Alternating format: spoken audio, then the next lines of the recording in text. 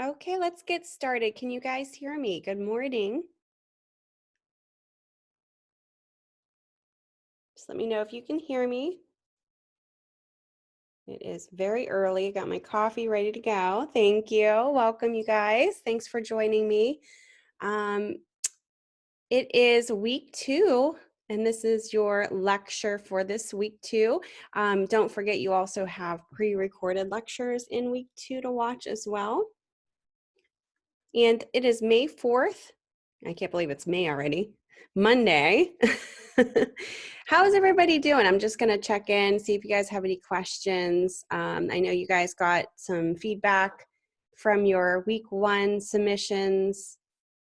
Does anybody have any questions, concerns as we go forward here? Nope. Okay. Pretty simple there. You guys are easy. Okay, good.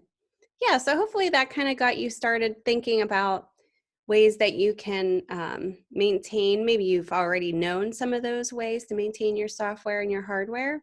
I know I saw in the discussions some of you guys already purchasing external hard drives and using, excuse me, the cloud-based, like the cloud-based choice for backups. So, it's a good habit to kind of get into. You can what's nice about it is you can clean up your computer so it runs quicker and more efficiently. So you're not bogged down with all of your pictures and files and music, all that good stuff. So, all right. So let's get to it. So we got week 2 learning objectives, and this is basically what you guys are going to be walking away learning this week. And I posted this in the announcements as well. We're going to be doing some really exciting stuff this week because we're going to be dipping right into the some of the Adobe programs this week is going to be specifically Adobe Illustrator. So I'll just read through this really quickly here. We're going to utilize the basic functionality of 3 drawing tools with industry standard software. We're going to utilize basic text input functionality within industry standard visual communication software. And basically what that means is we're going to be working in Illustrator, and we're going to be playing around with typography, and we're going to be using the basic some of the basic tools in there to create a design. Yay. Yes, I think you guys are going to have fun with this. And I know you guys are all pretty much, some of you guys have a little bit experience with Illustrator, but a lot of you guys are starting new with this program. And I understand that. So if you're kind of a little nervous, it's okay. That's typical, and that's what you should be feeling because you're learning something new. Just don't be afraid to experiment and have fun with it. All right, identify and discuss the strengths of 3 Adobe software applications utilized in professional graphic design. Oops, so we got muted there. And then discuss the importance of developing personal help-seeking research skills surrounding the basic function of industry standard hardware to ensure timely project completion.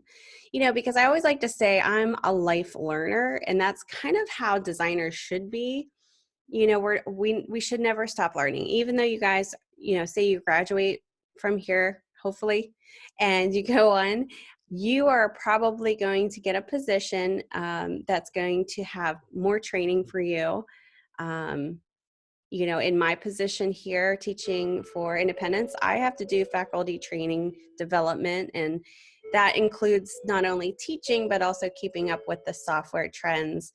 And then on the side of me being a freelance designer, I'm always kind of pushing myself to seek out trends in graphic design, things that are new, just keeping fresh and up to date. So we're going to kind of discuss some of those resources that you guys can take advantage of and just to be aware of, so that when you go forward, you're not relying just on college and what we're telling you, but you're going beyond that and always checking in and making sure that you're up to date as much as you can be. There's just so many things that change and evolve in the design field.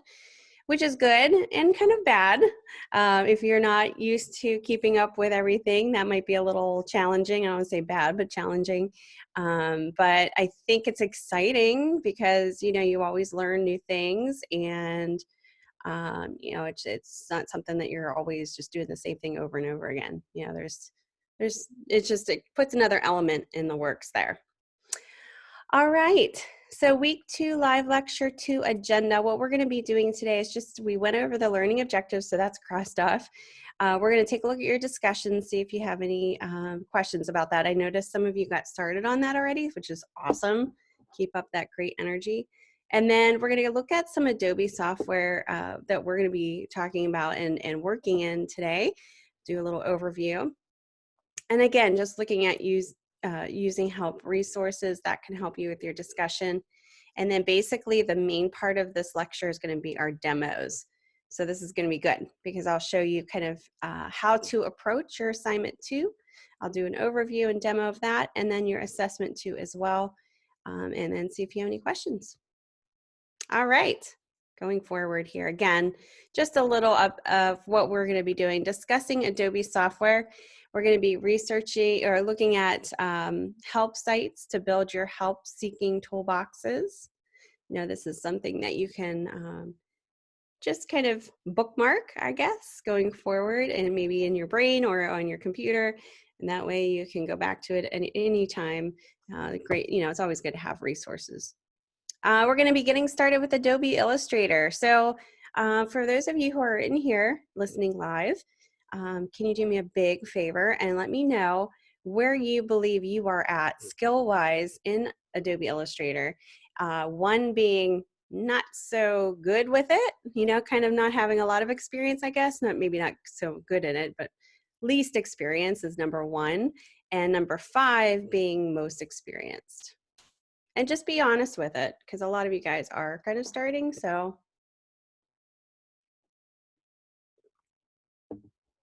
I gotta get more coffee in me, I think.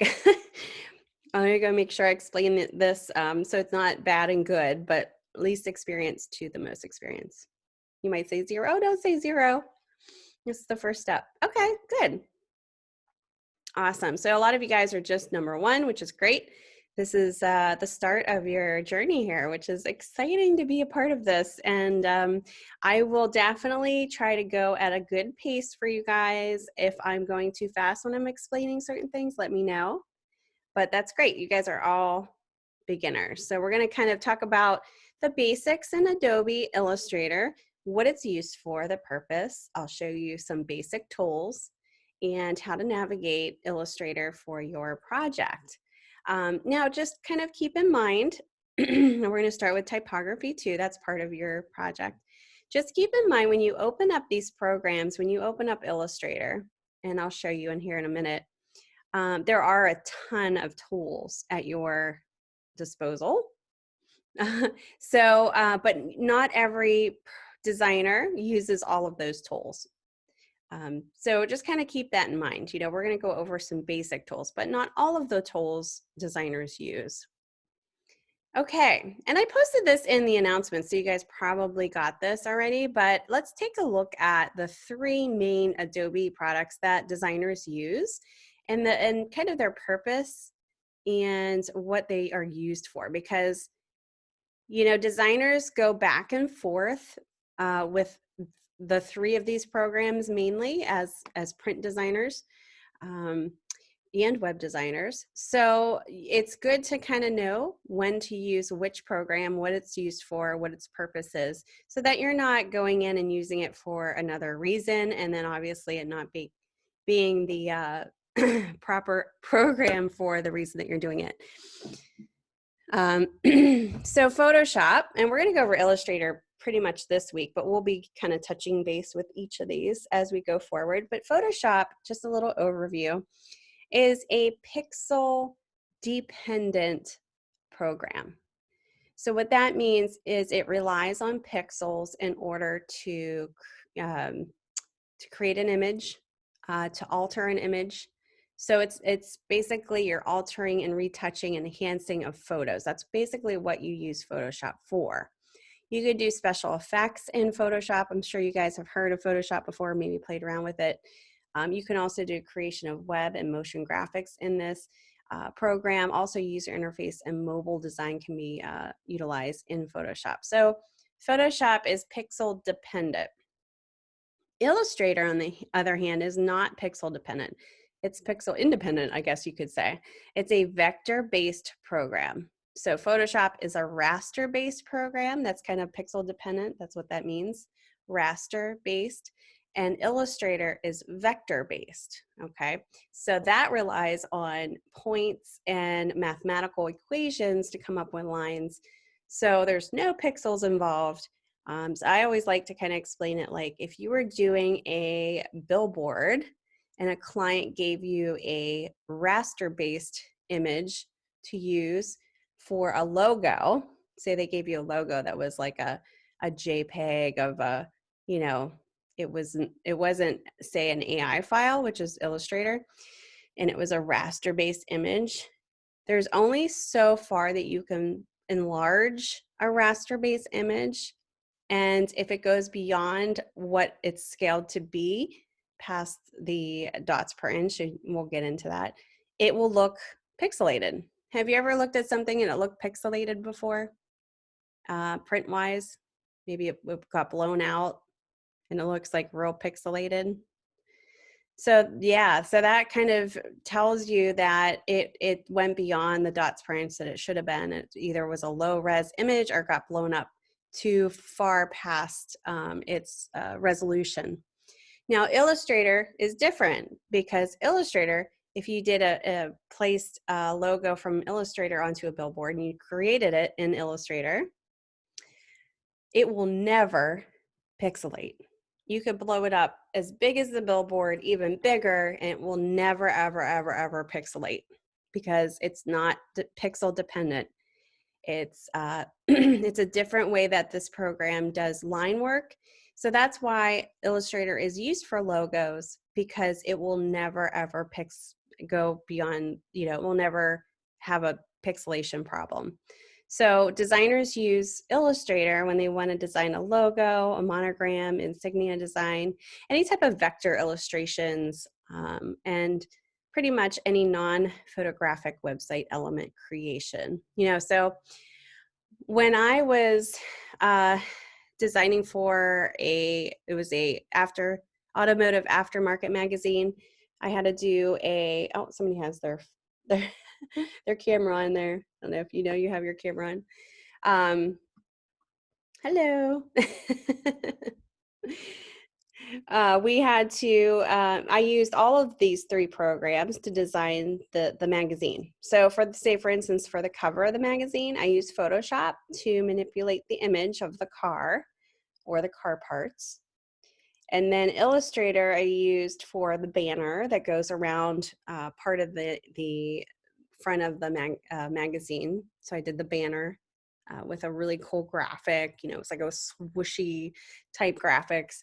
And then I would place them all into InDesign when I'm completely ready to lay it out. InDesign is basically a multi-page document layout. It's like basically like you know, a publication program. So you can lay out all kinds of different pages on that. If you did like a multi-page document, like a book or a magazine, you would use that because it has ability to do that, you know, hundreds and thousands of pages in there. So you can lay it out, your document. You can also do, you know, simple ads and just you don't have to have just, you know, you don't even have to do 2 pages or whatever. You can just do an ad and you kind of pull all your graphics into InDesign for your final layout. And what's nice about that is InDesign is a great program to set type. There's a lot of good type alignment options. So that's basically what designers would use if they had a lot of body copy and text to set. Okay, so those are the 3 programs that basically designers and I use all the time. Any questions about that? I know I use some really some terminology there was kind of confusing, but you'll get used to it as you go forward and learn the programs. And okay. All right, so as we go forward in your discussions, and actually we're going to go ahead and switch off here. Let me see if I can go back to your Canvas. All right, back into here. Okay, so week 2, you'll notice that you have 2 discussions again. Let's go ahead, because this talks about a little bit of what we're going to talk about here on my slide. So let's go forward and see if you have any questions. We'll get started reviewing some of your discussions. I do kind of start out each discussion with my own post too. So if you're a little confused of what is being asked, be sure that you go down and read my post that I post right under here. So you can see my post is here. I kind of give a little bit of a, hey, this is something that you can check out if you are stuck, okay? All right, so this one, I'm not going to read through all of this. This just goes, again, talks about the Adobe software. We kind of went through Illustrator, just to touch base on Photoshop. But, read through this and go ahead and take a look at these quick videos here that are embedded into each of these explanations. Here's Adobe InDesign. This will give you a nice overview. I think this one's 10 minutes. This one's 13 and this one's 10. So, hey, you're making breakfast, go ahead, turn that on, just give it a listen. And then you have resources and references down here that you can also check out, just some tutorials for beginners. You can see kind of how each program works. Okay. So once you're done with that, what you're going to do, and I'm going to read this part because I think this is the important part. So you're going to locate your Adobe Creative Cloud desktop application icon. Do you guys know where that's at? Do you have any? Okay, here. Okay, good. And I'm going to show it on my computer so you guys can see. All right, so note, if you have not installed Adobe yet, you can definitely contact me, and because you'll need this for the class. When you click on the icon, you could read through the list of potential Adobe applications. So I'm going to go ahead and show you that here real quick. Stop sharing. Let me do my desktop here. So way up here on the upper right-hand corner, and yours might look a little different because I have other things going on up here, but you should see like a little, it's almost like a figure 8. Go ahead and click on that, and that's going to open up your Adobe window, to show you, all of your apps. And this is, again, where you can find your updates. I think we talked about this before, but this is where you would go in and find your Adobe programs that you would, that you hopefully downloaded and should have. All right, so take a look at that. Let's imagine you are starting a position as a graphic designer. I'm reading right here for Universal Studios Orlando theme park. And they are using non-Adobe based products for large scale designs throughout the park. You have been tasked with designing Halloween Horror Nights materials for the haunted house images. How cool is that? How could you use Adobe-based software to enhance the production and convince the company that non-Adobe based products won't produce the best effects or at all? Explain your reasoning, okay? So this is basically going to get you to research it will get you to research Adobe programs, but also maybe non-Adobe programs, because there are, programs out there that are very similar to the Adobe programs. So this will kind of get you more aware of what's out there. Don't forget, for your reply post, you can consider and add on ideas that other students came up with in regards to the Adobe application alternatives. You could even include any experiences you have had with this particular Adobe application and how it could be more beneficial to the project. And don't forget to cite for your citation. You might research articles that discuss the function and purpose of the application you choose. You can also find articles from experts on how they utilize these applications in graphic design. Don't forget to challenge each other when you post your responses, in a good way, not in a bad way. Maybe point out something that you may think that they're not seeing perspective wise or software wise, pros and cons, maybe for instance. And then also don't forget, these are all the requirements that you need to hit in order to get full credit and gain the most out of this discussion. Now, a lot of you guys might be thinking, well, I don't even know what the benefits are of the Adobe programs because I've never even worked in them as of yet. So how could I tell them what I believe, why this program would be better? Well, this is kind of the intro to researching more about the program so that you're able to, you know, come up with an educated answer. And then as you're kind of working in the program, you'll kind of see connections as you go forward. So my response here, and you could read this to kind of get you more clues of what you could look at. I'm basically saying, there are pros and cons for everything, including software. So as we go forward to answer the prompted discussion, think about the pros and cons of a particular software that may do the same exact thing as an Adobe product.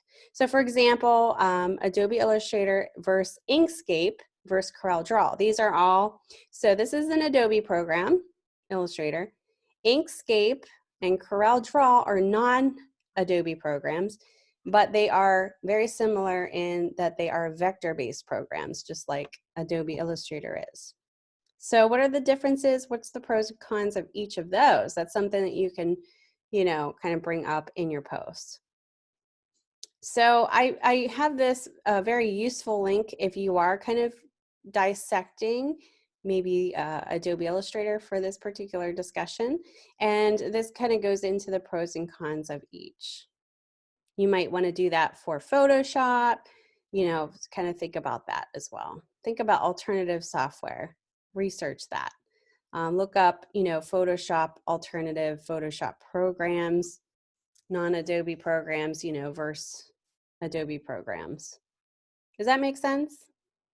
And that'll kind of give you a nice idea of, can anybody think of any other programs that are similar to Adobe programs like Illustrator or Photoshop that are not Adobe, but they are raster or vector-based programs? I can name a few. I'm going to date myself because I learned some of these programs whenever I first was starting, and I don't even know if some of them exist. Have you ever heard of Quark Express?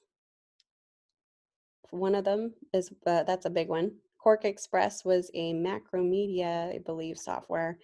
They are, if you were to compare, now that's not an Adobe product, but if you compared Quark Express, it would be comparable to InDesign. So it was a like similar to InDesign. What about Freehand? Do you ever hear of Freehand?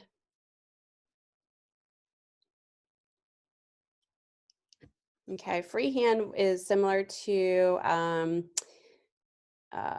Illustrator, and that's what I learned on whenever I was in school. Freehand is what it was called, and then I learned Freehand, and then we learned Illustrator. Those were two vector-based programs. However, Freehand was not Adobe, so that's just kind of like an example. Let's see, Paintbrush. Yep. I know some of you guys brought this up in the discussion before, so it's kind of neat to hear. I think in your intros, some of you guys were mentioning programs that were similar to Adobe that weren't quite Adobe that you guys were working in. Paintbrush, I remember seeing some about CorelDRAW. I think some of you wrote that about that. So, you could do something like alternative Photoshop software. So let's see what comes up here. So here are the top 10 best Photoshop alternatives. So I know I've heard of GIMP before, PicMonkey, Canva, Pixlr. Some of these are like web-based, or I'm sorry, mobile-based too. So, maybe you want to kind of research GIMP versus Photoshop. What's the pros and cons? And how would you convince your client, which is Universal Studios, to using the Adobe products versus the non-Adobe products? You know, what's better about the Adobe products that you might not get with the non-Adobe software products? And it doesn't have to be all of them. You could, like, again, you could hone in on one in regards to a specific software. Excuse me. Any questions about that? Is that explained clearly enough?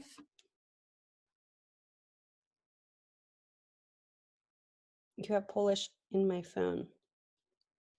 I don't know what that is. Is that a new, what is that? Is that like a image editor app? Oh, okay. Yeah, there's so many for mobile apps. Yeah, it gets kind of crazy. So, you know, bring up that, you know, some are made for mobile usage only too. So, okay. I think we're good with that though, right? Your discussion too. Let's go ahead and take a look at that. Oh, you love it. It's kind of neat.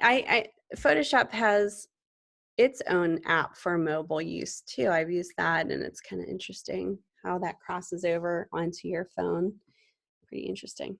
All right, so we're going to talk about help-seeking skills for this discussion. This is your second discussion. This is, yeah, take a look at it. It's pretty cool. It does take a lot of memory up though, on your low space on your phone though. All right, so we're going to be talking about some skills, some personal skills to help you succeed as a graphic designer, and you know, even as a student. And it's all about continuing your education, and it's outside of college too. Like I said, I'm a life learner. I'm always learning and developing myself, not just with teaching, but also as a graphic designer in the field. And I think we all kind of have to be that way. I think even as non-graphic designers too, like people who are in other industries have to be life learners in order to grow. And I think in our field particularly, you know, our field, because it's technology based, we always have to be life learners and keep up with everything. So let's take a look at this. You can read through the background. I won't kind of bore you with reading over this. You can take a look at that. It just talks about, you know, your research skills to be able to succeed in keeping up to date with things.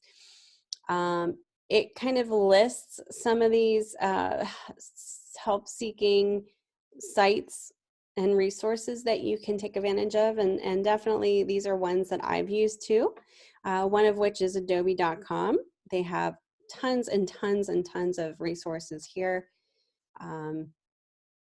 that you can check out. So here I am logged in here, but you know, definitely can check out, you know, there's tutorials in here that you can check out. Just some really cool things if you ever needed help with a certain software. There's, you know, help center if you're, you know, needing resources there as well. So this is one of the things to keep up with. Resources, I should say. Another one is Adobe Education Exchange. And these are kind of just self-paced courses that you can start and listen to, and it kind of goes into, and this kind of is overwhelming when you look at it, but you can actually go in here and type, you know, something that you're searching for. Like, let's say you wanted to know what was new with Adobe Illustrator. You know, you can search for basics in Adobe Design Basics, you know, whatever comes up based on that search. There's just different little resources that you can tap into, keep up to date with. Lynda.com, have you ever heard of that? This is something that we had implemented into IU for a while. Now we had gotten rid of it because it switched over to LinkedIn Learning. But this is, you know, it's kind of crossed over into that. So you'll see when you go to that website, it's saying, you know, is now LinkedIn Learning. So when in the script here, it says lynda.com, it is really LinkedIn Learning. This is something that's available to you guys in your classroom as well. So hopefully you're checking that out. I believe it is in, let's go to your modules here. LinkedIn Learning Student Access Portal. So you need to kind of load this by going into this section here. And now once you get that loaded, a new window comes up. You might need to sign in, I'm not quite sure. Mine's already signed in. But here is great because you can actually say you wanted to learn more about Illustrator. And I use this a lot actually for even my faculty development trainings that you can actually listen to. Really cool stuff about just in graphic design in general, fundamentals. So if you guys were wanting to brush up on certain things, you could definitely check in here, and there's just so many different, and these are all videos. So if you click on this, it'll download the script here. And what's nice about it is after you're done listening to all of this, some of these give you a certificate of completing the training. So that's really nice too. So check that out if you haven't already. All right, so in your discussion too, let's go back here. Those are some of the resources listed here. Here's some more references, some others resources down below here as well you can take a look at. So for this discussion, we will talk about the importance of developing personal help seeking research skills. Imagine you're attending a graphic design networking event. You meet someone who tells you that they graduated 20 years ago and are struggling to find work. They're getting comments from potential employers that their portfolio feels dated and their skill set feels irrelevant. They are not sure what to do and are thinking maybe they just are not cut out to be a designer. Considering the situation mentioned above and think about what skill set pieces would be highly desirable to potential employers. Describe the skill sets do you consider the most important to highlight in a portfolio to get in the door for a potential job or career. If a graphic artist is unable to present a portfolio, what are alternate ways that they can showcase their talents? So a couple of things to think about. In your response to others, you could use examples of how you or someone you know have used alternative help-seeking skills and how it positively affected you or them. Describe the method that was used and why it was a valuable tool. All right, and then it goes on to all of the other requirements that you guys need to hit upon that I'm not going to repeat. So think about this. I know I've had actually I have had a couple situations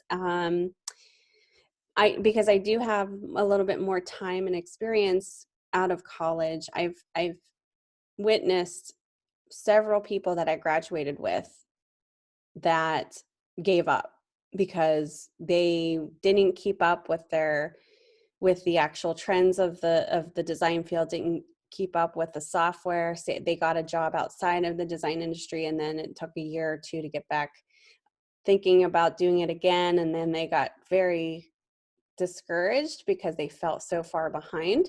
And then also the portfolio work that they had isn't quite relevant to what's going on today. So that does happen. You know, people get discouraged if they can't keep up to date. So think about what you would do and what you would tell this person that they could do to update their portfolio if they're struggling to find work and they really want to do design, and you know all of their portfolio pieces look dated and you know their skills maybe aren't up to date. What would you advise them to do? So this is kind of like your dialogue between this person, and then kind of bring up resources that maybe you have used or are looking into that could help as well. Also, alternative portfolio ideas. Think about that. Can anybody think of any alternative portfolio ideas? I know when I was back in my day, and again, I'm dating myself, when I graduated many years ago from my undergrad, we actually had to buy these huge portfolio cases. And they were very expensive and bulky, and we had to print our pieces out and then paste them into each of those pages. And that's what we would carry around to show our, any type of interview that we had to show them our portfolio, our printed pieces. But what do people look at now? What can you say is an alternative way to show your portfolio? I know some of you guys know, right? Newer ways. Can anybody think of a new way that they could show their portfolio?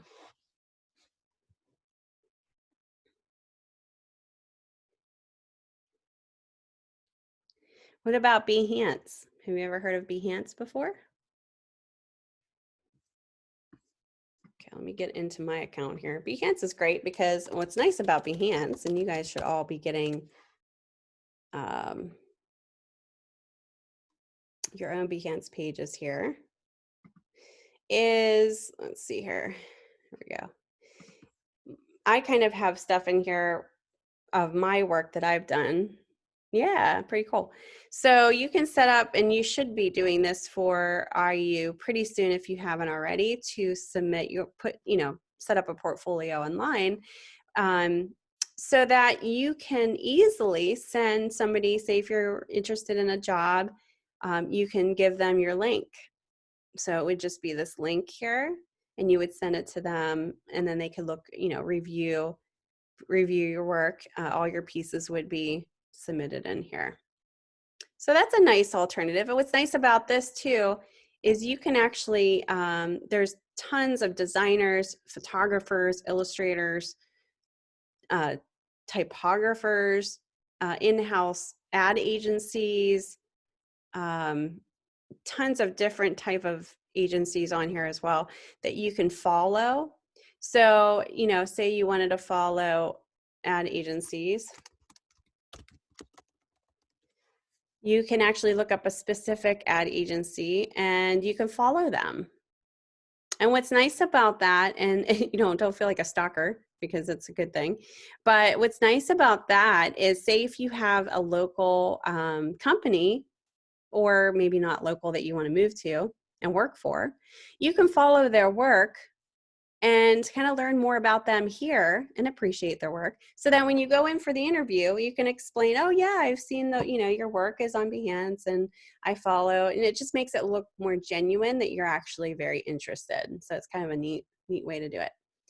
Have you ever heard of Flipbook or issue.com? Issue.com I use a lot too. That's another alternative. I'm going to show you here. Issue.com is just a way to create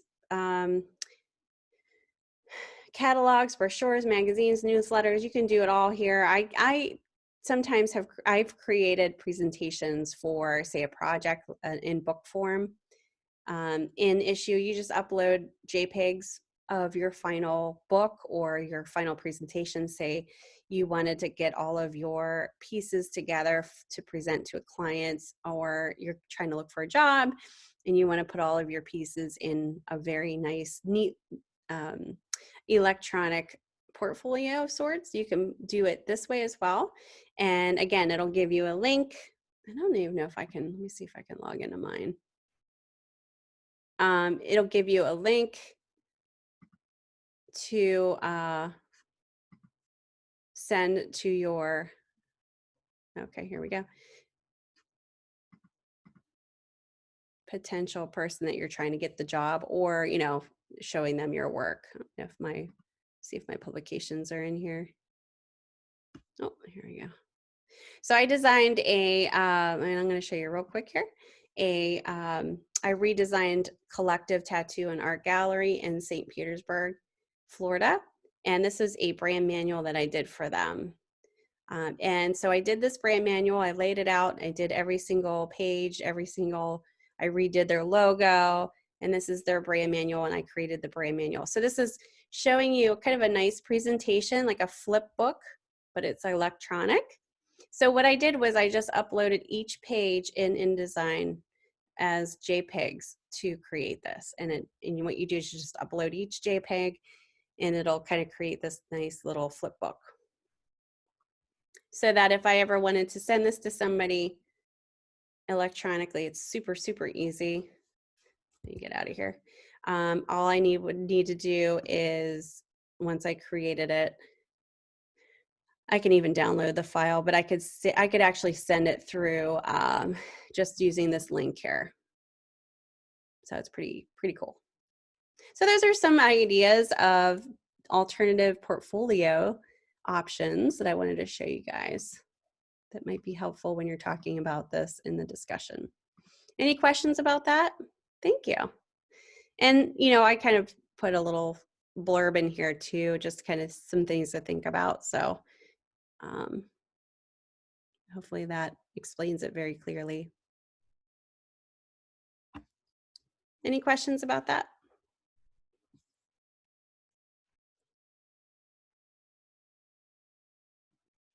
Nope. Okay. All right. I think I've been talking about for 40 minutes. I'm going to take a little break here so you guys can get some more coffee, whatever, get some more energy sugar in you. And then we're going to start your assignment to Adobe Illustrator Tool Project demo. I'm going to show you, kind of walk you through what the actual program, Illustrator, introduce you to some of the tools, and then we'll go on from there to your assessment. Does that sound like a good idea? Take a little breather here. All right, I'll see you guys back in 5 minutes.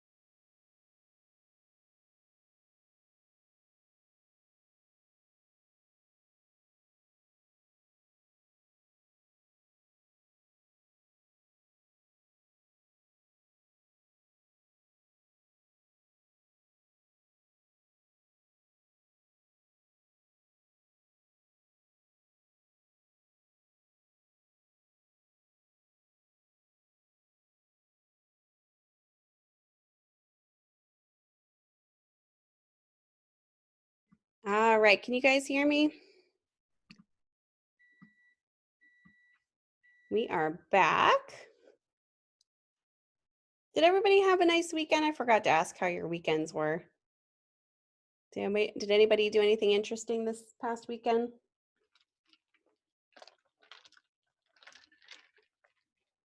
You know, now that we're all in lockdown, it's a little different. But it's starting to get nicer here in Pittsburgh, so. Oh, you did? You had your friend's kids, okay.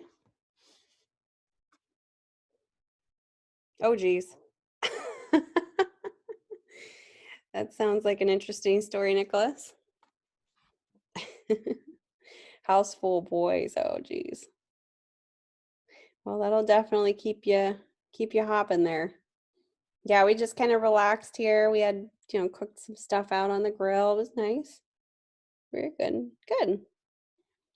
Yeah, just getting by, getting by. Hopefully, Pittsburgh, I'm in Allegheny County. Hopefully we'll be open up soon here. I think they're slowly opening up everything. So yes, we'll see what happens with all that. But hopefully you guys are all hanging in there.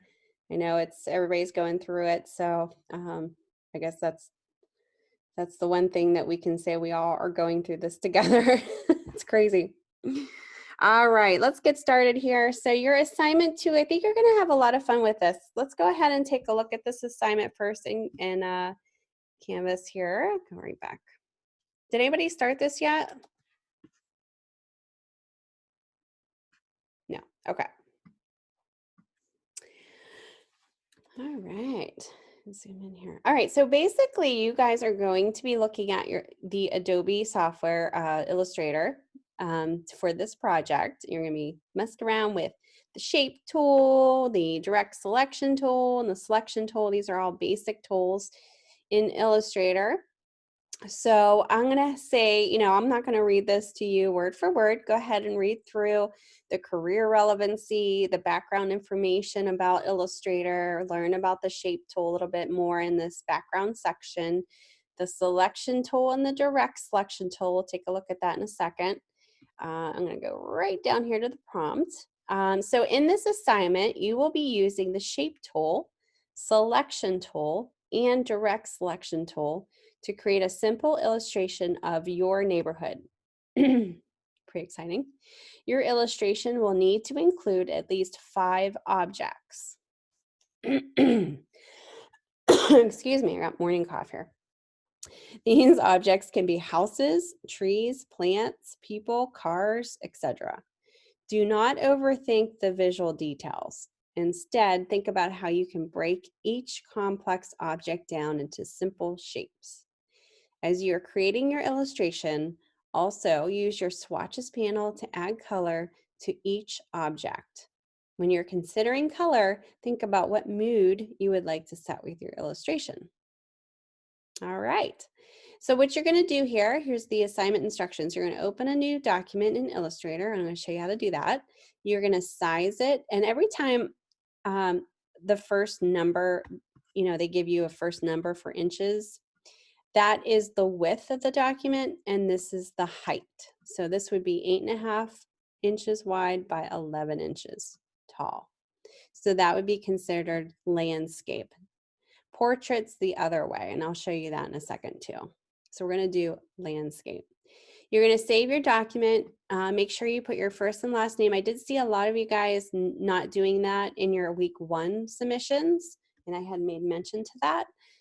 So just make sure you're adding your first and your last name in there. And .ai is the file format that you want to save as in Illustrator, and I'll show you that too. You're going to use all the options in the shape tool. So you're going to use the rectangle, the polygon, the ellipse, and the line segment tool to create your neighborhood scene. Use the selection and direct selection tools to move and alter your shapes as necessary. Use your swatches panel to add color to each shape using both stroke and fill settings, and I'll show you that as well. Then once you're done, you can save your file once more, and then you're going to upload the AI file to your, to your assignment here. Upload it. All right. Pretty exciting. I think you guys are going to have a lot of fun with this. So let's go ahead and open up Illustrator and we'll take a look here. Get rid of some of my things I have open here. All right, stop sharing. I'm going to share my whole, see, share screen. Let's do this here. Okay, so when you open up Illustrator, you might see all of this, but what we're going to do is we're going to focus on creating a new document. So go create new. And when we go to create new or file new, you can see that some of these are predetermined here. These are just all your different sizes that are already saved in here.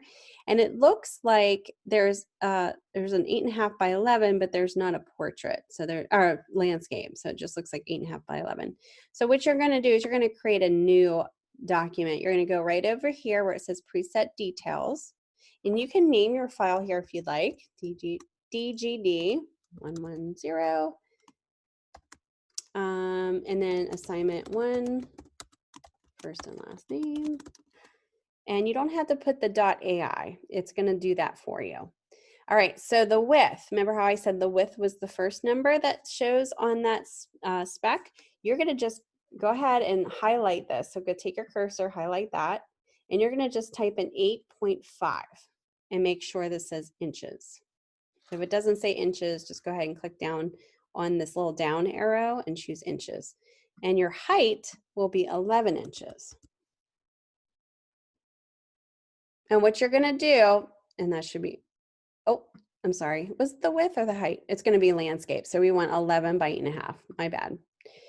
Typically, when you have a number like that, the width is first and the height is second, but in your actual readings, it's not. So as long as you kind of pay attention to the orientation here, just go ahead and choose the landscape. That's the wider option here. So it should be 11 by 8.5. My bad. All right, so when that's all said and done, I think we're good to go. Everything, all the settings here, you don't really have to pay attention to. You know, CMYK color, we can always go into RGB color, but if it's defaulted, we'll just keep it at that. As far as our pixels per inch, I would say keep it at 300 pixels per inch if you don't have that set, and then hit create. This is going to create an artboard. Okay, let me reset my essentials here.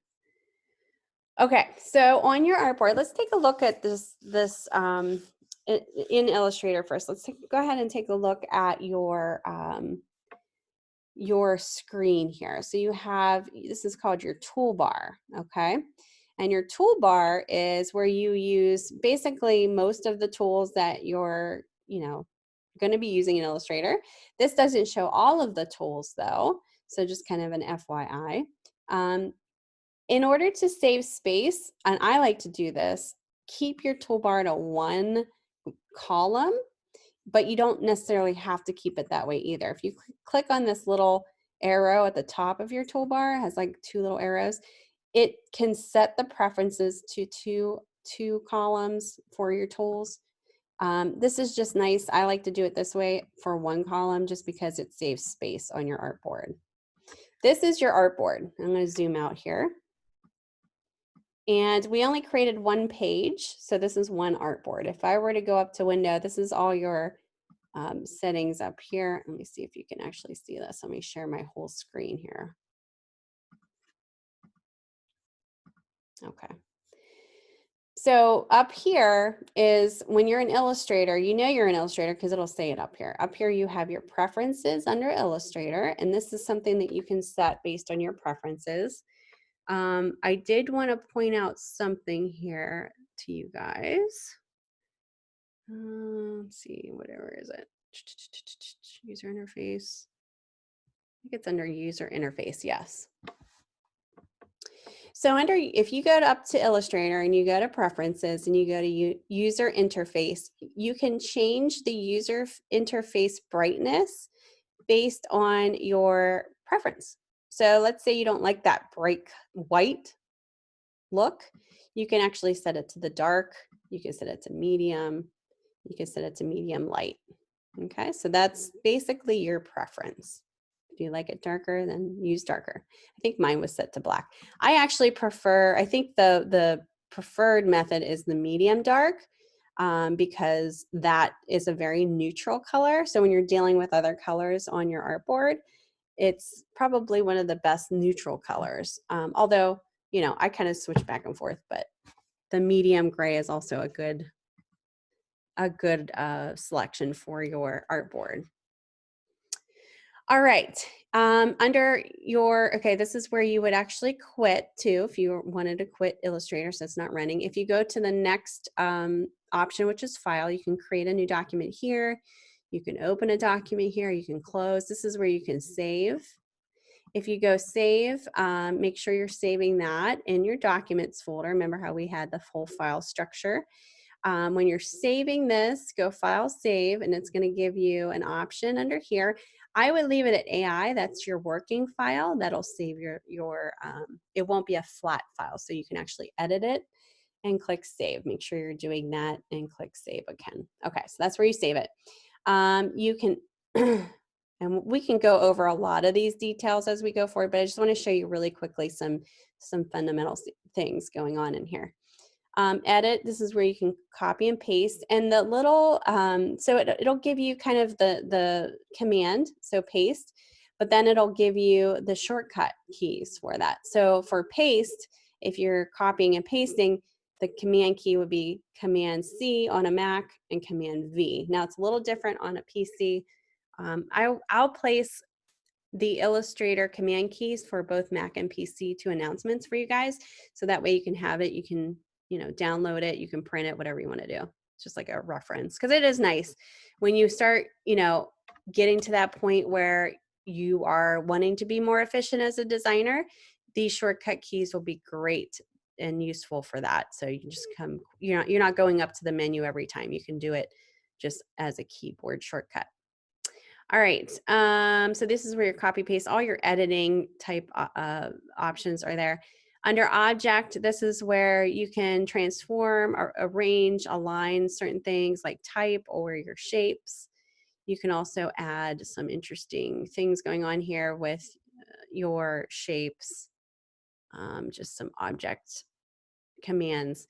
And then you have type, which we'll be working with today as well. And this has to do with your typography within your document. You have your select option here. This is another way you can select objects. You have an effect menu down option where you can actually, you know, say if you wanted to put, and I'll show you this too as we go forward. If you wanted to do, say, a drop shadow on an object, you could choose stylized drop shadow once you select it. And I'll show you that in a second. But there's some really cool things in here you can play around with. Under view, this is, you know, all your view modes. You can show rulers. You can have a grid set. Smart guides are basically guides to help you align certain things. And if it's checked, it'll snap it to place, to alignment very easily instead of having to worry about aligning it manually. You can zoom in and out here. So there's always different ways to do things in the menu options, but also shortcut keys. So Command plus would be the shortcut key on a Mac to zoom in and zoom out. The Command plus sign, the Command option is one of the most used shortcut keys in the program. So just kind of an FYI. All right, you have window. This is if you can't see anything, you know, say you don't have a type, so you're looking for your character. These are called little palettes. These are little panels, I should say.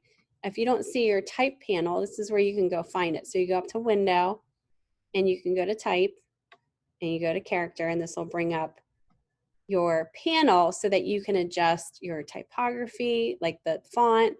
You can adjust the point size of it and all that good stuff. So if you don't see it on your actual screen, you can go up to window and choose, you know, one of these. So like say align, you want to kind of have that up as a panel. And all these panels you can kind of move around, and some of them you can link, you know, if you just butt up against it and push it up into the next panel, it'll adhere itself so that you can easily organize your panels. And then you can also take them out. You can click on this little expand and collapse to kind of give a nice, you know, if you wanted more room on your artboard. Yep, isn't that cool? And then a lot of them too have little tabs, so you can tab through each of them. And that, let me show you how to do that. I'm gonna pull this one out here, hold on. Drag and you just pull it out, drag, click and drag and pull it out. Say if I wanted to make it so that each of these would be tabbed in instead of attached, I can drop it in the tab area there.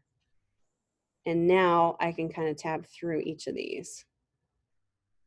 They don't have to actually be connected. And what's nice about that is you don't have all these extra panels all over the place, because it can get kind of crazy if you're working on a lot of things. Now you have an option way up here at the top, and mine says essentials. Yours might say something different, but if you see this, click on this drop down menu and choose essentials. You can reset essentials, and what that basically is doing is it's going to reset all your panels to only the essential panels that need to be on here. So if you click down in here and you choose typography, say you're doing something and all you want to do is stuff with typography, choose typography, and all of your panels will change based on using typography. Same thing with web. So it's just basically setting you up with panels that are relative to what you're working on. You can also create your own. So let's say you want to create your own based on your workspace. Just go to new workspace and we can name this DGD101. And then whatever panels that you have up here that you add, say you bring up a line, you want the align panel to be here.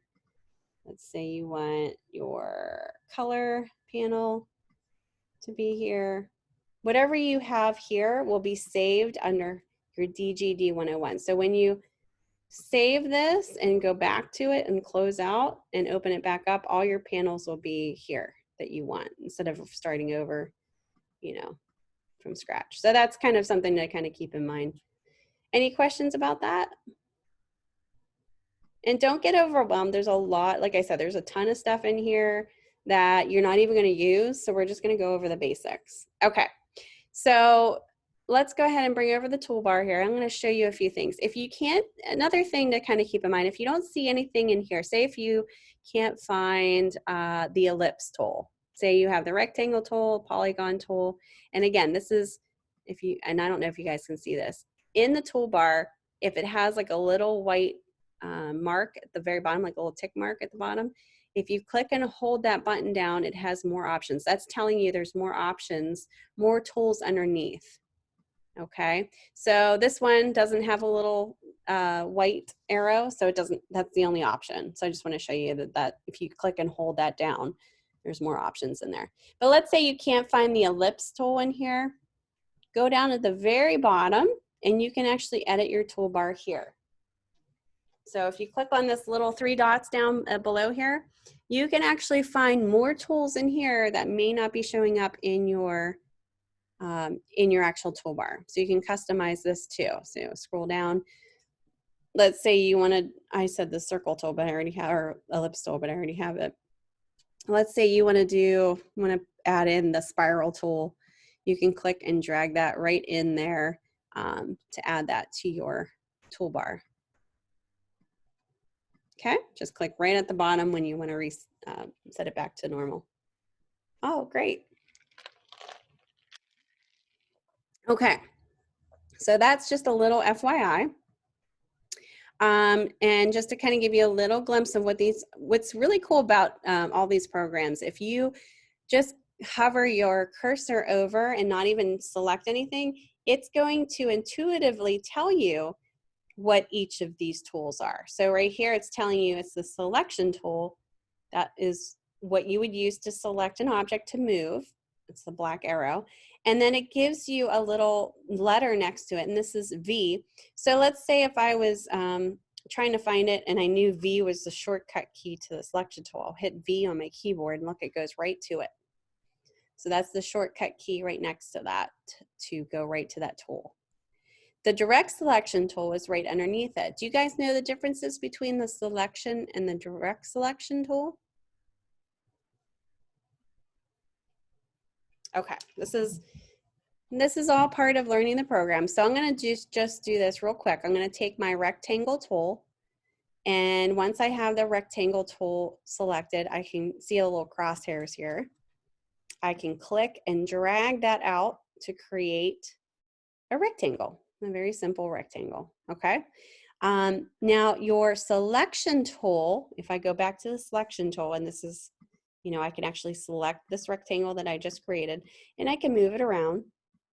So you can move your objects around with the selection tool.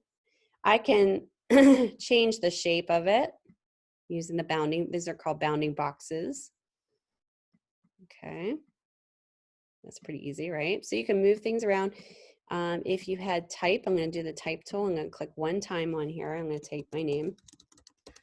You can, let me make this a little bit bigger. You can move your type around with this selection tool as well. So that's what the selection tool does. It moves shapes, it moves objects, it moves type. Now, the direct selection tool is a little different. This is if you're, say you're working on an object that you want to really kind of change the shape of it. You want to get in there and actually change what these are called anchor points. Let me zoom in here. Zooming in is always good. And you can zoom in different ways. Here's the zoom tool down here in my toolbar. You can click on that and zoom in by clicking right over top. Or you could just do Command plus. If you're on a Mac, it zooms right in.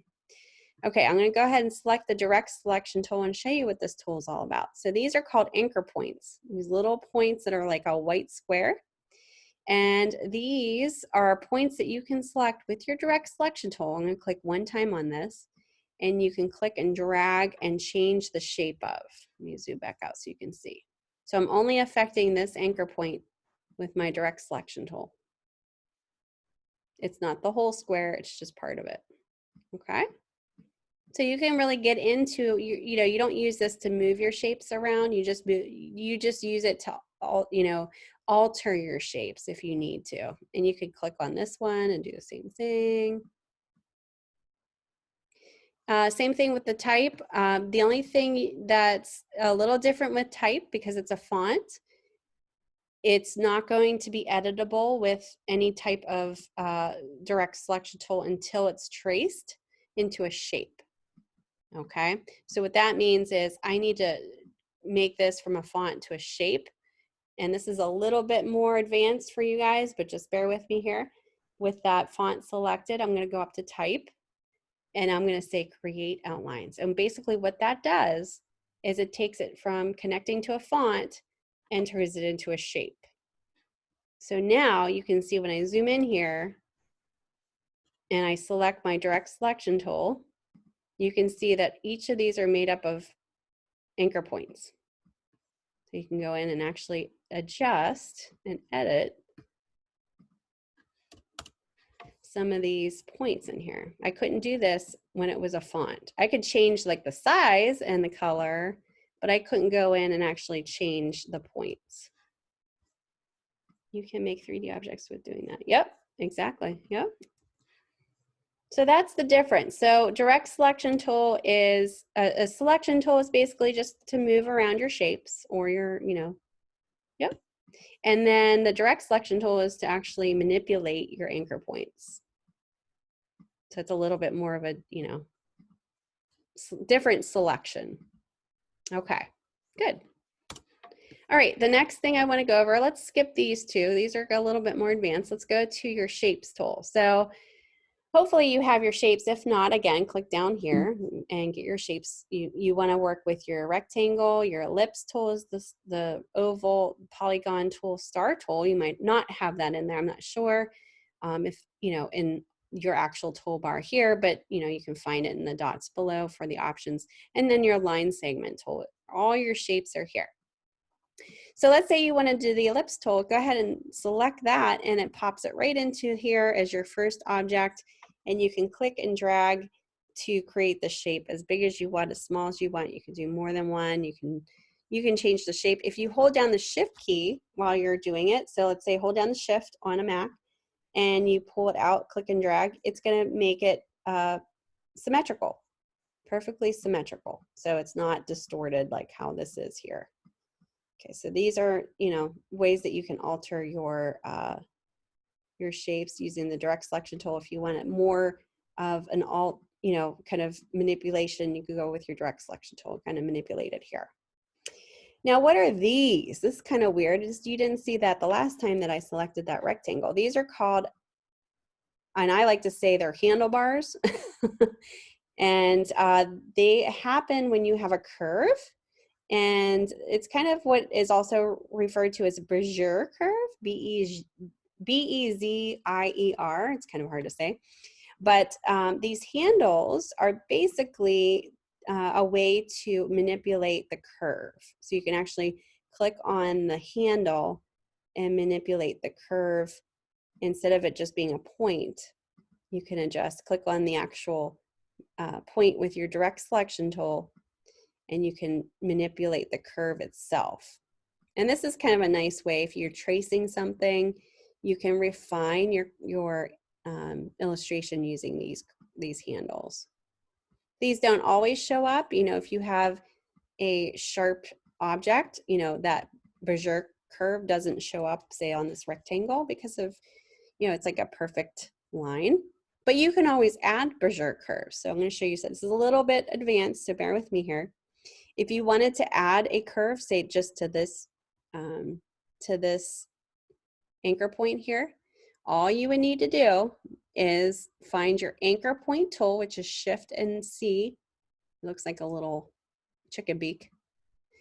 And with that selected, go back to your vector point that you want to add those handlebars to, click on it and drag, click and drag. And then as you're dragging, you can, you know, kind of move around your handlebars the way that you want them to be. That's just a little bit more advanced if you guys want to play around with that.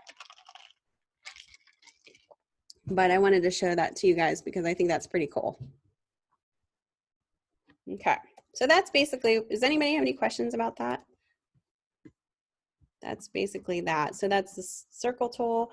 You could do a select all, or you can select all is Command A, or if you go up to here, select all, you can select them all and delete them. Hit delete on your keyboard if you don't want to, you know, have them there, or you can select one object to delete. Just hit delete on your keyboard. You can fill these objects. So let's say we want to fill this with a color, and you don't have your color up, so go File, Color, Show Options. You also have swatches too. If you go to swatches, this gives you a nice swatch panel box to start with. And you just click on the color, and whatever is showing here is what it's going to be filled with. So whatever is on top. You can switch these by clicking on this little arrow here, and that's your fill, and this is your stroke. So the stroke is the outline, and the fill is obviously what it's being filled in with. You don't necessarily have to have a fill. If you go over here and see this little none, you can select that and have no fill and just a stroke. Or you can have all fill and no stroke. Same thing with type. If you wanted this to be filled with red, you could fill it with red. If you just wanted to have an outline of red, you could switch these back and forth. If you wanted to be outlined with red and have a blue fill, you could do that here as well. So I just wanted to show you that's the ways that you add color here. Okay. So that is the square tool, the ellipse tool, the polygon tool. Again, if you want to too, like look at this, this is really cool. Let me go back to the polygon tool. If you don't drag and click out a shape right away, say if you just select your shape and click one time on your artboard, it's going to give you this little box that you can place in what size that you want it to be. So let's say, let's do 3 inches, and how many sides. So you can actually increase this or decrease it and click OK. That's another way that you can kind of manipulate the shapes that you have, and click OK, and it's going to create it. So let's do the star tool. Let's do it that way. So select the star tool, click one time on the artboard. It's giving you a radius. Let's see, I'm going to do 2 inches by 2 inches. And instead of a 5-point, you could do more points. So let's do 12 points. Oh, that's kind of thick. Let's try this here. Hold on. Let's do 0.5.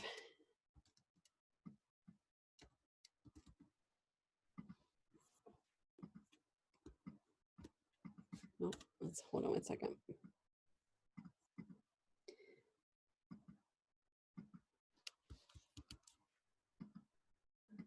There we go.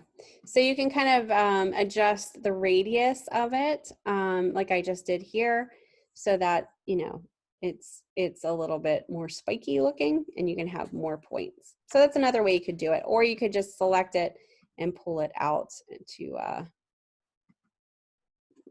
create it. Now, if you wanted to go back to that, you could, you know, go back to the points being 5. If you just wanted a regular star, just adjust that there. Okay. Very cool. So line segment tool is just what it is. You know, you click and drag to create this line. Now it's not going to show, if you do this and you notice that you can't see it once you click off of it, that means you don't have a stroke on it. So go ahead and click on your stroke and you give it a color, and you can see now, you can actually see the line. And you can do like diagonal. If you hold the shift key down, you can make it super straight both ways. And as you're drawing it, it's kind of just like a line tool. You can use your selection tool to move the line tool around. You can also use your direct selection tool to just maybe move one point, the other point. If you want to delete it, you can hit delete, and just moving it around with the selection tool. Whoops, let's go back here.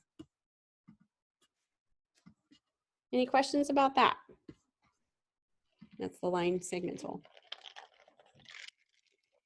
You could use that to draw out your lines for shapes.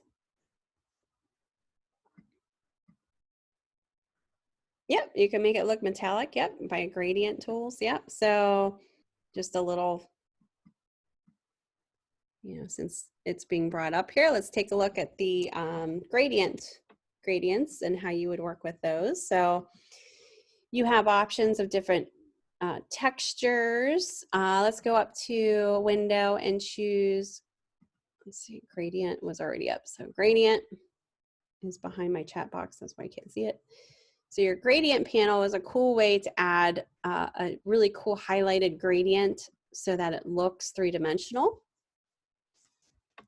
And right now I just chose the radial gradient for this. You can do linear, you can do points. I'm going to do linear or radial here. You can change the angle of it.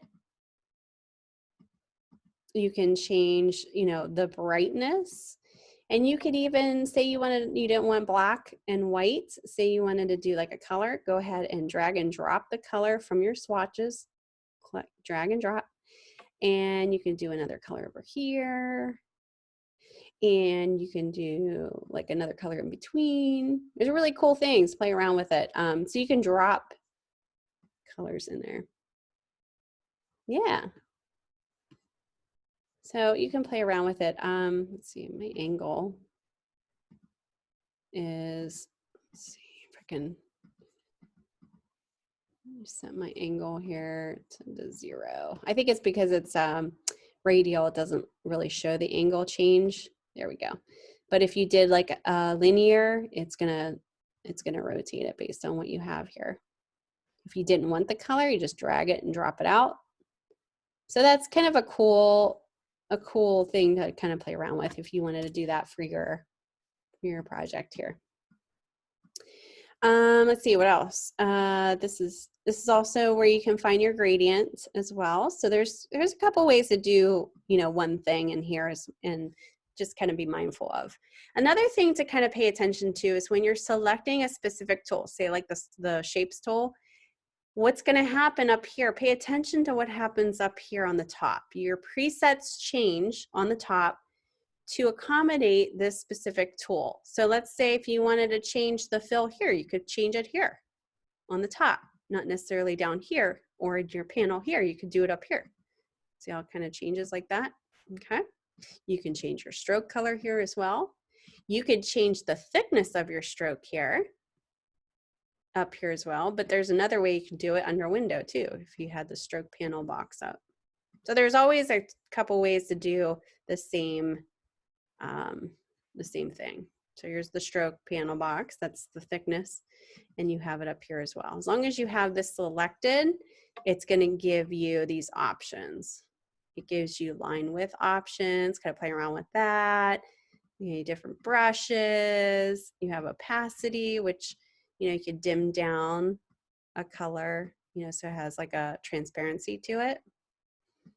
And I'll show you that in a second so you can see a little bit better. So it's hard to see it with, let's make this blue. I'm going to send it back. This has a transparent color to it, and you can see once I have an object behind it. Okay, pretty cool. So just pay attention to that. And that's the same thing with type, when you have type. Once you hit the type tool and you know, go ahead and start typing, the presets above here change to the type tool preset. So this is where you can change your fonts up here as well. You can change the color. If you had a stroke on it, opacity, you can even change the weight of it here, but you can also do it under your character tool, which is under window, bring up character panel. This is where you can change it as well.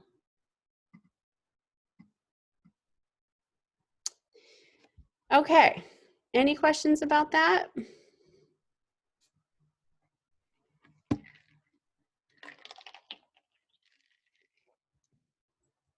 Okay, let me reset my panels here. Yeah, you're welcome. Okay, so when you get your, what I would suggest is maybe take a picture of your, I'm gonna stop sharing this here 1 second. Take maybe a picture of your neighborhood. Maybe it's the front of your house or somewhere near your house might be very helpful when you're creating this project. But keep it on the simple side. You don't want to go too crazy. You guys are learning the program, so keep it doable so it doesn't get so overwhelming. You could take a picture of your house, front of your house, or a building, maybe close to your house or your actual neighborhood. You can get a nice shot of it and use that as your reference. Okay, so then what I would do, this is your artboard, I would definitely pay attention to these shapes and start plotting out your shapes of your house or houses around you. So I'm going to start with some squares here, and you could do different shapes of your houses. You could do the windows. Let's see here.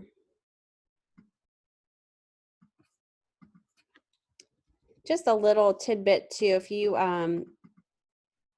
don't want to use your selection tool to move this around, like say if you just want to push it up and down just a little bit, nudge it.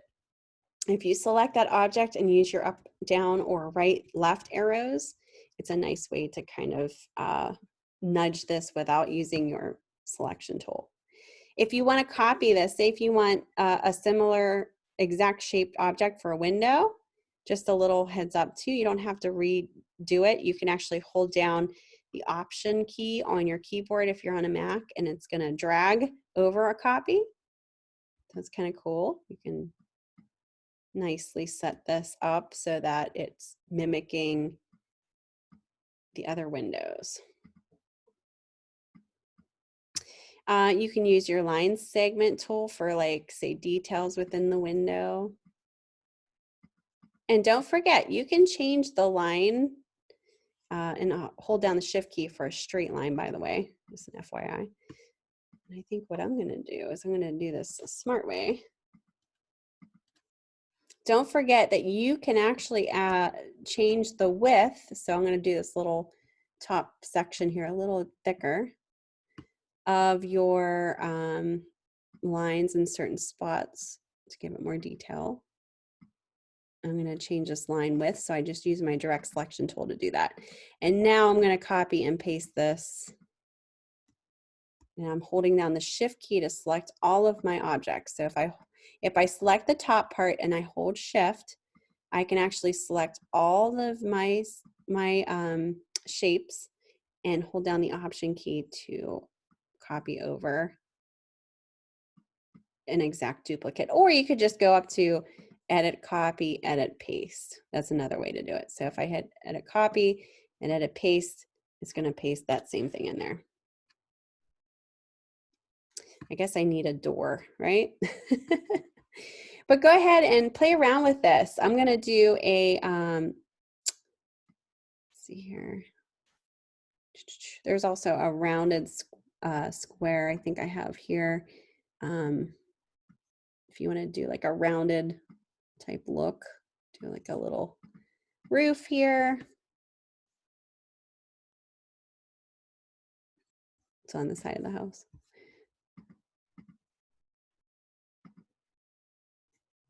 Okay, and I'm just gonna put this in here, little chimneys. And then I'm gonna take my, where is it? My line segment tool, and I'm gonna do like little V's here.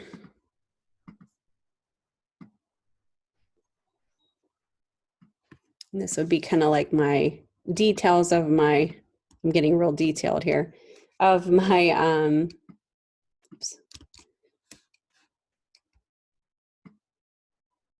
roof line, my shingles.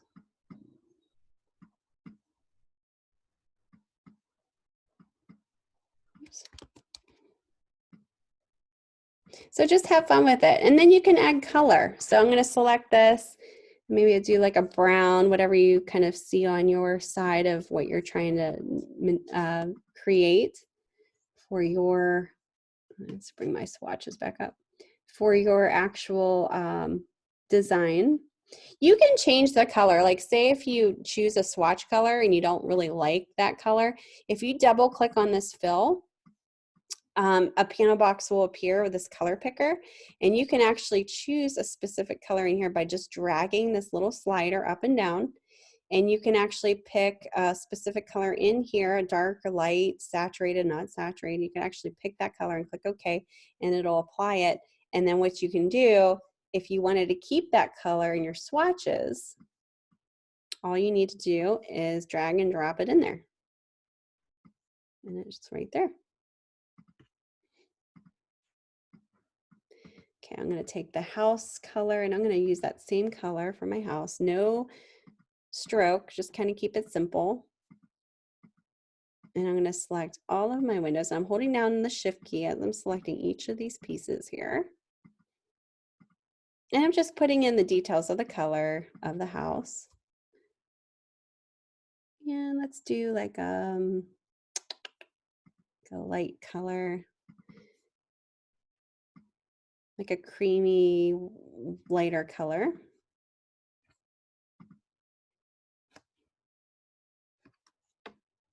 Same thing with these. I'm going to go ahead and select all of these and do the same thing.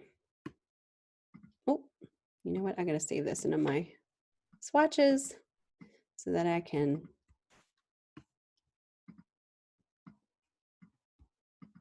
there we go, choose that color. And then you can go forward and start doing your other, you know, if you have another house next to it. I'm going to do a darker house with a green roof. Here's my little roof on top of there. We'll make this maybe like a teal color.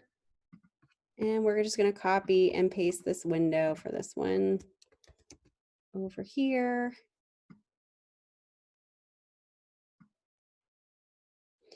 If you live in an apartment, you know, you could just do, you know, just your apartment, that's fine. I'm going to kind of give you guys some liberties with this too. If you just want to create a scene that looks like a neighborhood, it doesn't necessarily have to be your neighborhood. I would be fine with that. I'm not going to be super strict about that.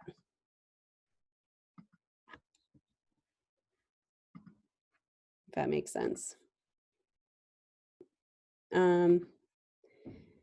Okay, So, you know, start, okay, yeah, you could do other people's for sure. I'm not going to be, you know, saying, oh, this has to be your neighborhood. But, you know, maybe make it like a scene. So maybe you could kind of play around with, let's do like the ellipse tool here.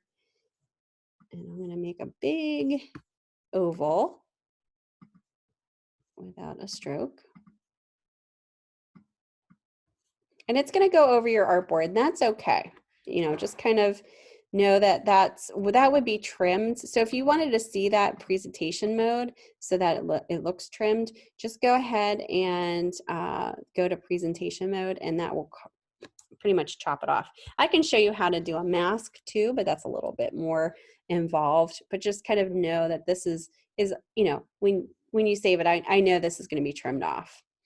Okay.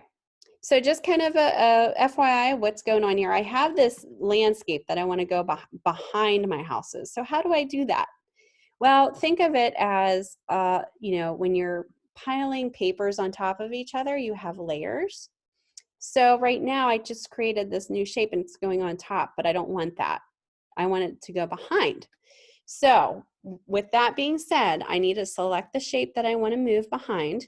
And all I need to do is go up to Object on my menu bar and go to Send to Back.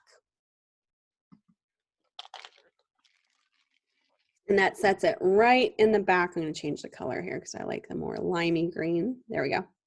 It sets it to the back. Okay. So it's just a little FYI there.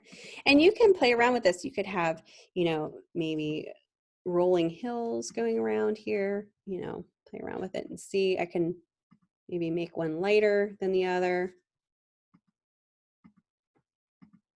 Have fun with it.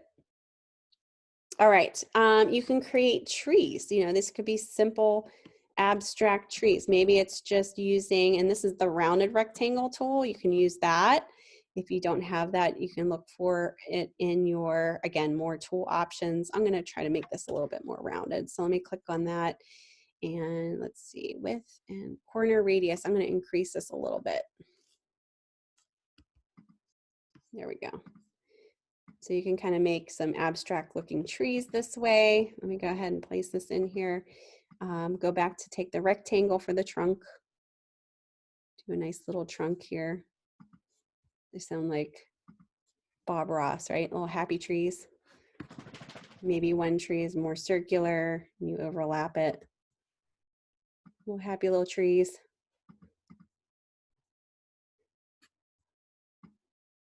You guys probably don't even know who Bob Ross is, which is kind of funny. And in my, again, dating myself. Oh, okay, good. Great. He's pretty famous. Okay, again, I have an issue where I want this to be in front of my trunk. So I'm going to select that and go up to Object, Arrange. I'm going to bring to front this time. He was awesome. You can also do, let's see. So you can do kind of like that type of a shape or whatever. You kind of want to play around with that.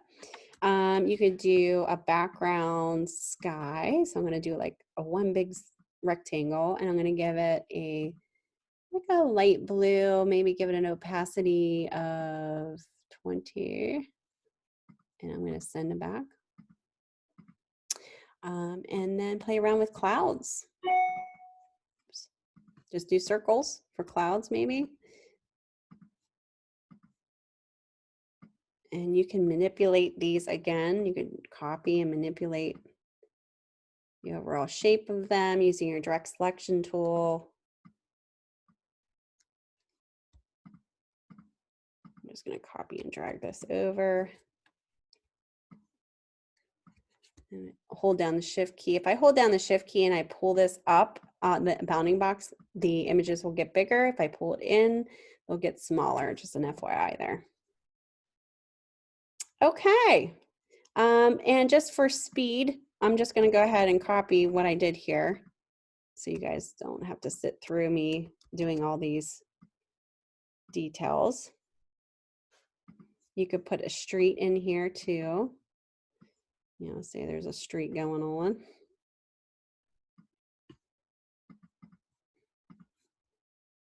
do like a light gray maybe.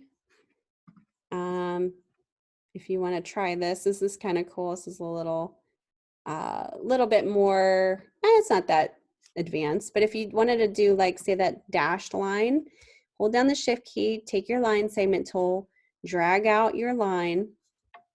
I'm going to give it like a darker gray fill, or stroke, I should say. And I'm going to go up to, let's see where stroke is, bring up my stroke panel. And I'm going to go and choose, see where it says dash line. I'm going to check that. And it's going to dash my line. You see that? So it makes that little road more realistic, I guess. All right. Just make sure you're saving it, file save. You're going to save it as the AI file I showed you to save it as. So if you didn't already, go file save as, save it your name.ai, save it to your documents. You know, obviously we're learning about backing up. And then what you're going to do is submit that AI file when you're done for your final assignment 2 submission. You can actually play around with gradients too. You know how I showed you gradients? You can play around with that. Let's put a gradient on the background sky here.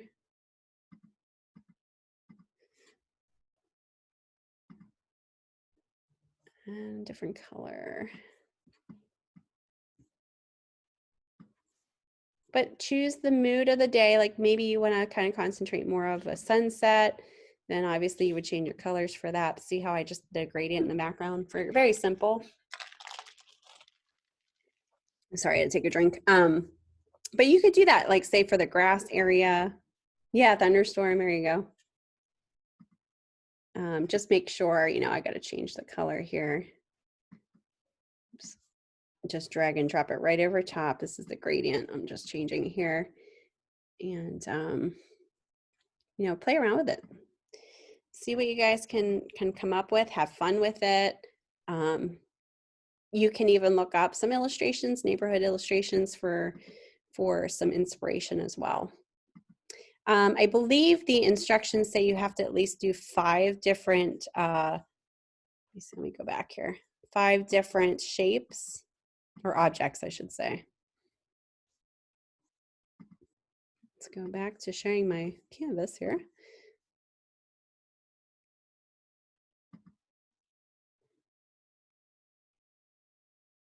Yep, and then just make sure you're using the shapes in there.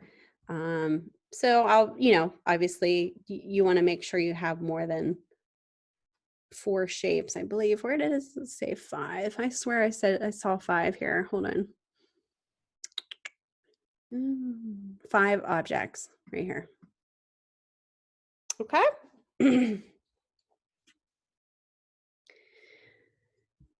All right. Any questions, concerns, anything about that you have questions about?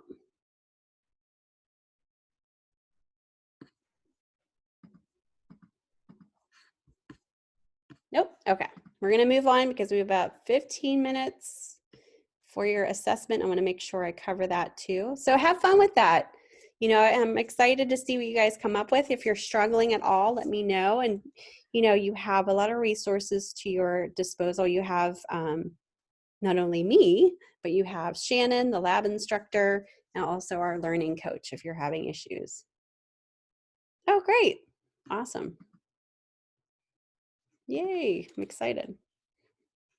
All right, so assessment 2 is a little different. We're going to be covering typography in this assessment. So basically what you're going to be doing is learning how to set copy in Illustrator.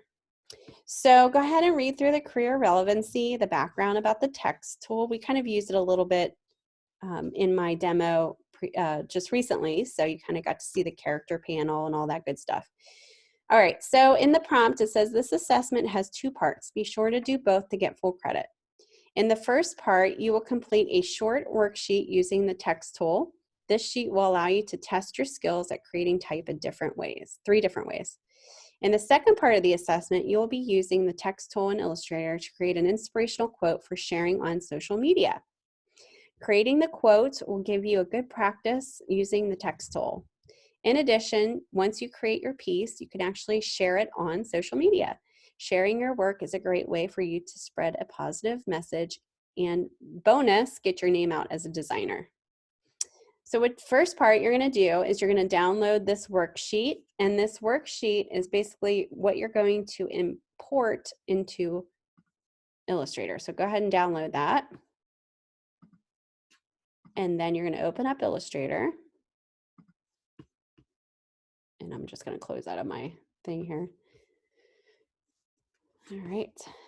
And you're going to go File, Open in Illustrator, and you're going to find that file, which I placed right here on my desktop, so it's a PDF.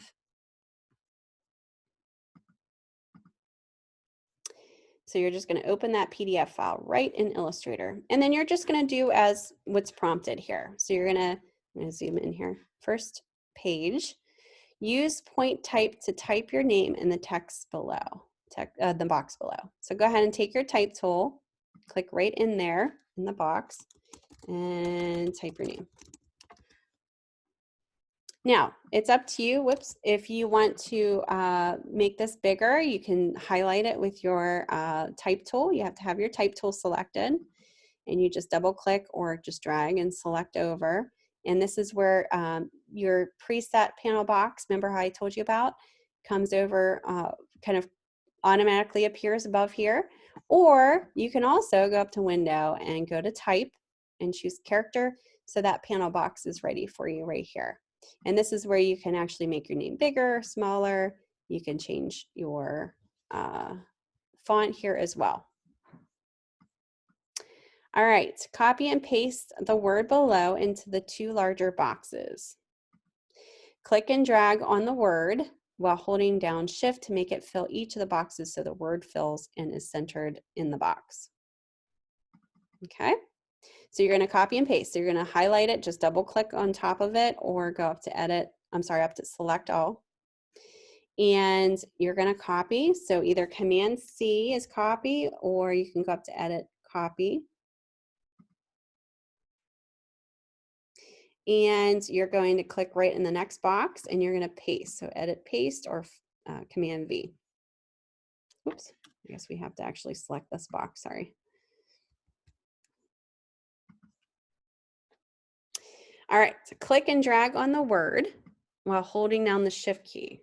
So hold the Shift key down, you can click and drag on the word, the bounding box. And you're going to fill each of the boxes. And you're going to center it. So hold that Shift key down. You're going to fill this whole box up with this word here as much as you can. It looks like it's giving me a little problem right here. There we go. And you're going to center it. So just kind of use your arrow tools like I told you and set that. Now what I would do is at this point I would do the Option drag so that you're just making that copy and just making it bigger for this box. I'll hold down the Shift key and pull this out. You don't want to stretch it, so I don't want to see type like that distorted. You want to hold the Shift key down and you want to pull it out so it's proportionate and not distorted. When you stretch type, that's a big no-no in graphic design and in design, because it makes it harder to read. It, you know, if you ever see something like that, that's terrible, because it's just, these letters are meant to be shown symmetrically and how they're placed for readability purposes. So distorting it, yeah, is bad. Does anybody have any questions about that? How to place that in there?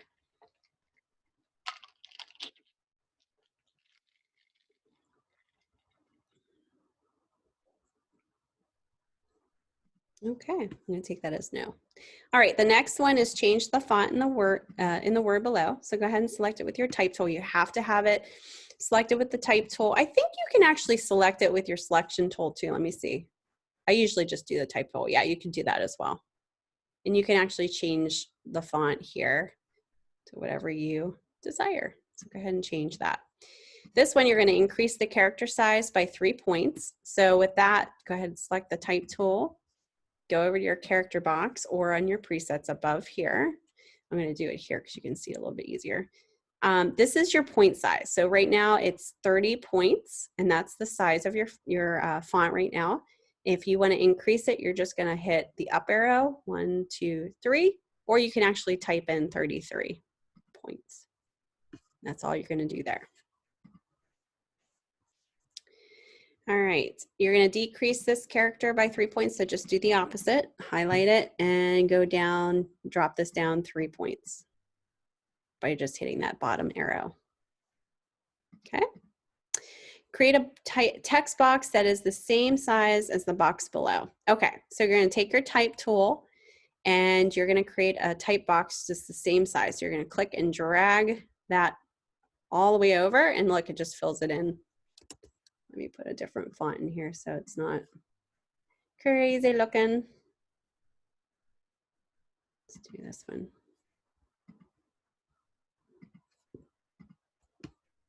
Okay. So it's going to fill that spot whenever you do that. I just need to change your font before you actually put that in there. Okay, the next one's create a text box that is the same size as the box below and change the text to Myriad Pro 21 points. Note, all the text will no longer fit into the box. That's okay. So what we're going to do is let's go ahead and change the font here, Myriad Pro.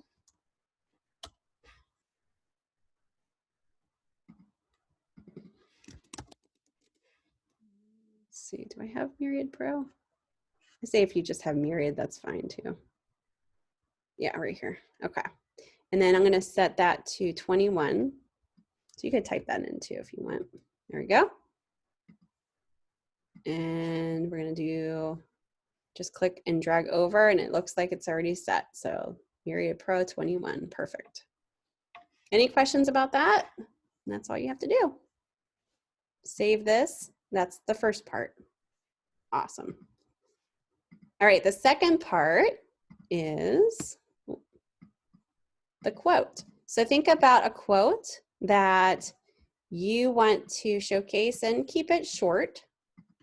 Part 2, you're going to choose or write an inspirational quote or phrase. Try to keep your quote or phrase under 10 words so that it fits into a social media post. You're going to open the document in Illustrator and you're going to make it 1080 pixels by 1080 pixels. I'll show you that in a second. Save your document as such. You're going to place your quote in your document using a text box. And then you're going to use adjustments in your character panel to change the font size, element. Consider how you can make your quote look like the message is telling in words. Use your swatch panel to change the color of the targeted words in your quote. Save your file again, and then you're going to submit it as a JPEG, export as a JPEG. So I'm going to show you all of that as we go forward here. All right. Share my desktop. So you're going to go File, New, and you're going to make this a different size, and you're going to pay attention to the units as well. So go File, New. We're going to change this inches to pixels. And you're going to type in here 1080 by 1080. So make sure it says pixels. Click Create. We're going to save this as DGD. Oh, I think I did the wrong number the last time. Sorry, guys. When I save the other file. Documents. Now I already have a quote in my mind that I'm going to use. Save it as an AI file first, and then you can export it. All right. So I think you can do whatever you want design-wise. You know, now that you're kind of getting used to the tools in here, you could go ahead and do a background. You could do gradients. You can do other elements. I'm just going to sit and do a simple demo here, but you can make it all that you want it to be. Just make sure it's readable.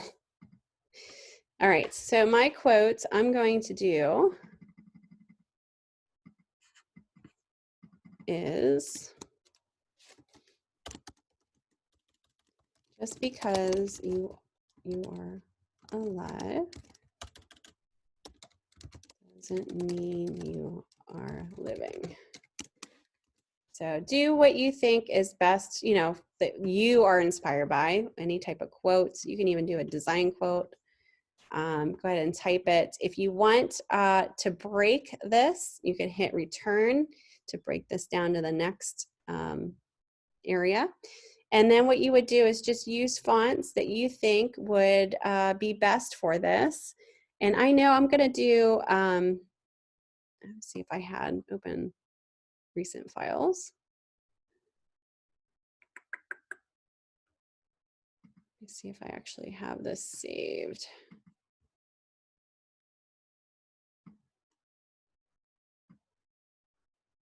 Oh, I guess I don't. I saved this so that I could show you very quickly, but I think I just deleted it. Okay, so basically find something type-wise, font-wise that's going to work with your quote here. Let me find it. Great vibes. I think you can download fonts too if that helps. You know, kind of show off your font that you want for a specific word. But I'm going to do a simple font for the top copy because it's, you know, supposed to be simple because what we're talking about here. And you can do alignments, center line.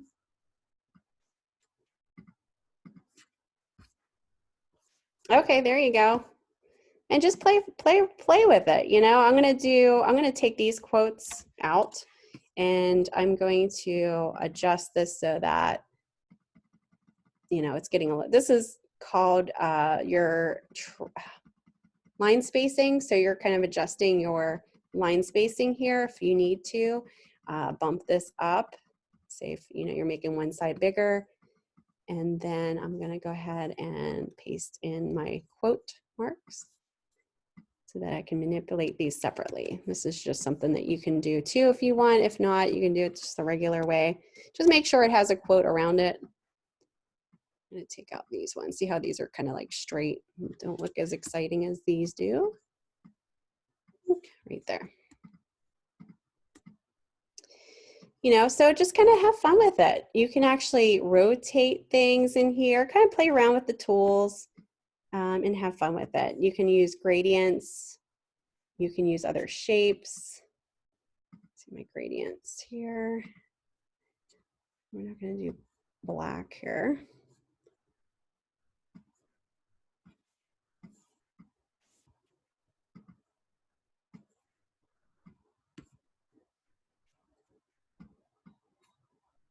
Okay. Oops. You could do simple lines in here. Just do like a simple line. But have fun with it. And you don't have to have black type either. You can change this as long as you can read it. You know, you can change the font color. I'm changing it to like a purple, dark purple. It's hard to see, but. And I'm going to do another copy of this. Oops.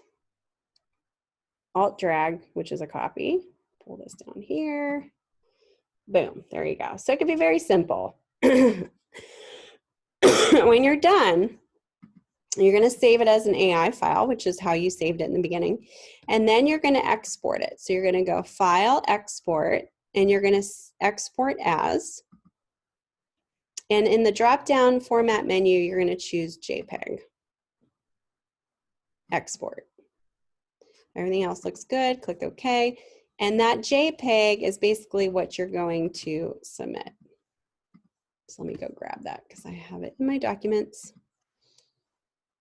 Right there. So if you double click on it, this is the JPEG that you're going to submit. And you can also, you know, place this in your social media post of yours. Maybe you're on the Facebook for IU and you want to share it with people. But have fun with it. Choose a quote that, you know, you are inspired by and have fun with it. Any questions about that? We're kind of getting time-wise, we only have a couple more minutes here, but just a little overview. So assignment 2, you're just doing your simple shapes for your neighborhood. And this is all the information I went over today. And then assessment 2 is using your type tool to create a really fun little social media ad, creating different personalities with whatever you believe the font fits with the actual quote. So use a font that you believe is going to express what that quote is about. Okay? Any questions or concerns? Any other things that you had any thoughts about? Or are we all good to go? You're excited? Yay, I'm excited too. If you have any questions, say you're getting into it and you came to a roadblock and you can't figure it out, problem solve, you know, contact me. I'll try to get you on the right path. That's what I'm here for. So go ahead and send me an email. I'll be, you know, obviously respond to you as soon as I can. All right. And then also don't forget, Shannon's here. She's the lab instructor. She does multi-sessions this week as well. She's here to help too. Yes, actually, Nicholas, I have to head on into a meeting here. Do you want to send that to me in an email? I'd love to see that. I'm a little strapped for time right now, so unfortunately I can't have you share your screen right now, but definitely email that to me. I'd love to see that. Okay, great. All right, guys, I'm gonna have to wrap it up here. You guys have a wonderful day and, you know, have fun with this. All right, guys, I'll be talking to you on the discussion boards. Thank you. Have a good day.